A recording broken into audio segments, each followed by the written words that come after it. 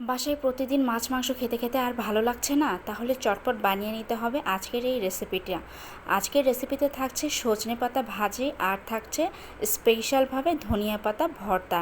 এই দুটো রেসিপি যদি সামনে থাকে আপনি হামলিয়ে পড়বেন ভাত খাওয়ার জন্য, আমি সত্যি গ্যারান্টি দিয়ে বলছি। আর আজকে আমি এখানে নিয়েছি সজনে পাতা গুঁড়ো প্রসেস করা। আর এটা আমার মা পাঠিয়েছে গ্রাম থেকে। বগুড়া থেকে ঢাকায় আসতে অনেকটা সময় লাগবে আপনারা জানেন, আর ততক্ষণে সজনে পাতাটা একদম ফ্রেশ থাকবে না, নেতিয়ে পড়বে। তাই এইভাবে প্রসেস করে আমার মা আমার জন্য এটা পাঠিয়ে দিয়েছে। আর এই সজনে পাতা আমার অনেক পছন্দ। আর এটা কিভাবে প্রসেস করতে হয় আমি সবটাই বলে দিব আপনাদের সাথে। তো প্রথমে আমি নিয়ে নিয়েছি এখানে 2 মুঠো সজনে পাতা গুঁড়ো, আর নিয়ে নিয়েছি 2টা মিডিয়াম সাইজের পেঁয়াজ কুচি, আর 3 থেকে 4টা রসুন কুচি, আর নিয়েছি 3 থেকে 4টা কাঁচামরিচ ফালি। আর এখানে রেখেছি আমি ধনিয়া পাতা কুচি কুচি করে পানিতে ভিজিয়ে রেখেছি, আর 4 থেকে 5টা কাঁচামরিচ এবং 3টা রসুন কলি নিয়ে নিয়েছি ভর্তা করার জন্য।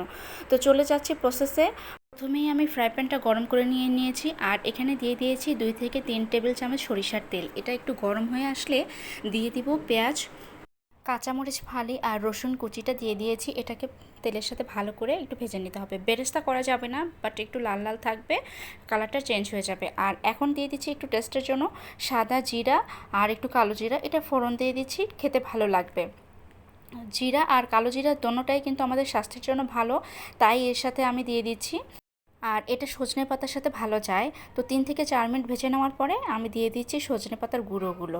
এবার এটাকে এত স্লো ফ্লেমে ভাজতে হবে, মানে একদম জোরে আছে ভাজা যাবে না, তাহলে কিন্তু এটা পুড়ে যাবে, খেতে ভালো আসবে না।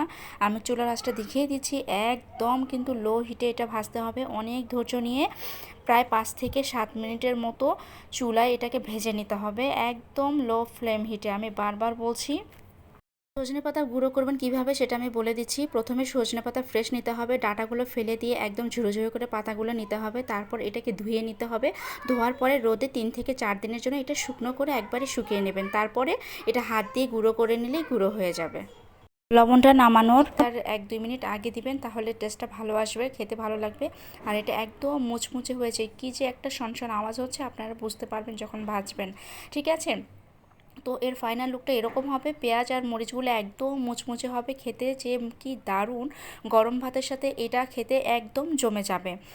আর এখন আমি করে নিব ধনেপাতা ভর্তা, যার জন্য তাওয়াতে বেশ কিছুটা পরিমাণ সরিষার তেল দিয়ে দিয়েছি, আর দিয়ে দিচ্ছি ধনিয়া পাতাগুলো আমি একটু কুচি কুচি করে কেটে নিয়েছি। এটা বেটে নিতে সুবিধা হবে। আপনারা যদি ব্লেন্ডেড করতে চান তাহলে আপনাদের ধনেপাতা আনাম দিলেও হবে, কোনো সমস্যা নেই। তো ধনেপাতা ভেজে নেওয়ার পরে আমি দিয়ে দিচ্ছি 5টা কাঁচামরিচ আর 3টা রসুন কলি। এটাকেও জাস্ট 5 থেকে 7 মিনিটের জন্য একটু ভেজে নিতে হবে, কোনো পানি দেওয়া যাবে না। আর আঁচে ছোটো করে দিয়ে ভেজে নিতে হবে। দেন আমি চলে আসছি শিলপাটায়, আর এটা শিলপাটায় ভর্তা করে খেতে কিন্তু মজা লাগে। তাই প্রথমেই আমি লবণটা দিয়ে কাঁচামরিচ আর রসুনটাকে সুন্দর করে বেটে নেব। তারপরে ধনেপাতাটা একবারে মিহি করে পেস্ট করে নিতে হবে, তাহলেই কিন্তু অথেন্টিক টেস্টটা পাওয়া যাবে। আর সবশেষে দিয়ে দিচ্ছি খাঁটি সরিষার তেল। এই সরিষার তেল দিলে একদম ঝাঁঝালো ঝাঁঝালো একটা ভাব আসে, আর ধনেপাতা ভর্তাটা খেতেও কিন্তু দারুণ লাগে। দেখুন আমার ভর্তাটা এত মিহি একদম আঠালো হয়েছে, দেখেই বুঝতে পারছেন এটা কতটা লোভনীয় এবং ইয়াম্মি হয়েছে খেতে। আর বিশ্বাস করুন আমার এই দুটো ভর্তা হলে কিন্তু আর কিছুই চাই না। ধনেপাতা ভর্তা আমার অনেক পছন্দ। আর সজনে পাতা যেটা ভাজি, এটা আমাদের শরীরের জন্যও অনেক উপকারী। অনেকে সজনে পাতা খেতে পারেন না, যারা ডায়েট করেন তারা কিন্তু সজনে পাতা গুঁড়ো করে ব্লেন্ডেড করার পরে গরম পানির সাথে মিক্সড করে এটা পানি দিয়ে খেয়ে নেয়, এতে করে ডায়েটটা কন্ট্রোল হয়। আর যাদের রক্তে হিমোগ্লোবিনের পরিমাণ কম আছে তারা কিন্তু সজনে পাতাটা খেতে পারেন। আর যারা ওইভাবে কাঁচা সজনে পাতাটা খেতে পারেন না তাদের জন্য এই প্রসেস। আর এভাবে রান্না করে খেলে কিন্তু অসাধারণ লাগে। আর আমি কাঁচা খেতে পারি না, যার জন্য আমি এভাবে রান্না করেই খাই। আর এটা আরও একভাবে রান্না করা যায়, সেটাও আমি কোনো একটা ব্লগে প্রসেসটা বলে দিব, আপনাদের সাথে শেয়ার করব। আর আজকের এই রেসিপিটা কেমন লাগলো অবশ্যই কিন্তু জানাবেন। আর কেউ কিন্তু ভুলবেন না, এই রেসিপিগুলো একবার হলেও তৈরি করে খেয়ে দেখবেন, আশা করি সবার কাছে ভালো লাগবে। যারা ডায়েট করছেন তাদের জন্য এবং যারা ডায়াবেটিস রোগী আছেন তাদের জন্য মোস্ট একটা খাবার এটা। আল্লাহ হাফেজ।